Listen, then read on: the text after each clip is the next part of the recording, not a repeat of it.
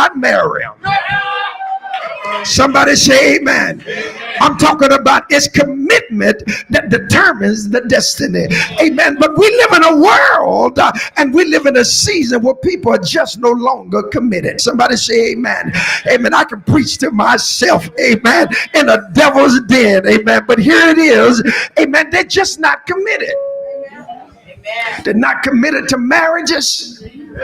They're not committed to legal obligations. They'll sign a contract saying, I'll take this car at 2%. I'll pay $500 every month. But the first flat tire they have, they'll stop paying for the car.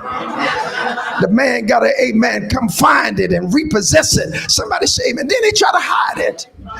Amen. But not only are we living in a season, amen, where, amen, men and women are not committed, but, amen, it evades me and it saddens my spirit that in the church, tell them that. Christians are not committed. That's right. Somebody say amen. Amen. Yeah, they're not committed, amen, to living holy. They're not committed to marry. More folks getting divorced in the church than out of the church. Most preachers are on their 4th, 5th, 6th, 7th, 8th, and 9th marriage. I got a bunch of friends, they already on the 4th wife, amen, and ain't nobody died nowhere. Somebody say amen. But we living in a world where people are just not committed, amen. But what they fail to recognize is that it's commitment that determines the destiny. Amen. You cannot get where you need to go without being committed.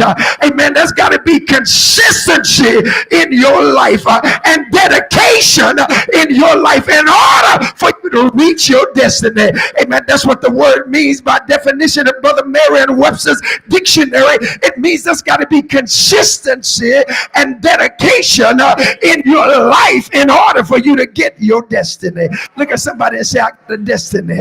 Amen. God has a purpose. God has a plan. He's got a place and a position for your life. But you can't get in the position. You can't line up with God's plan. And you can't fulfill God's purpose until you learn to be consistent. Because a double-minded man receives nothing from God.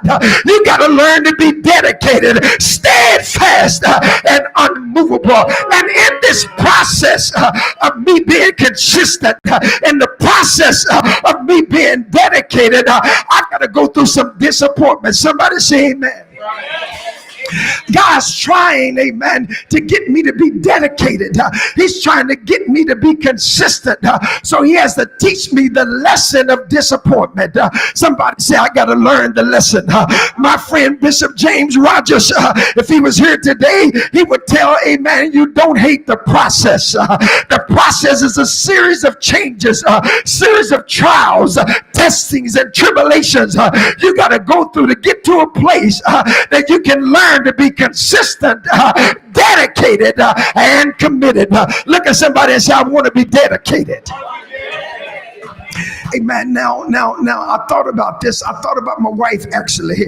I envisioned myself telling my wife, it's the commitment that determines your destiny. She would have looked me in the eyes and said, the devil is a liar. God determines my destiny. That's what she would have said.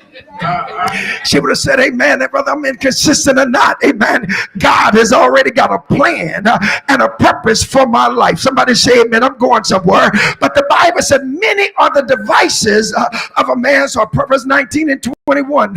But nevertheless, the counsel of the Lord shall prevail. I'm going somewhere. It's commitment that determines the destiny. Amen. But the problem is we have, amen, churches filled with people doing all kinds of stuff. Amen. They're going here and they're going there. They're in the choir. Amen. They're cooking in the kitchen, but not many know what their purpose is. Amen. I've learned, amen, just being, amen, the dean of a Bible college. People would come through there, want to know about homiletics, the art of preaching and teaching. They want to know how to get down and scream and holler and make folks jump and shout and fall out.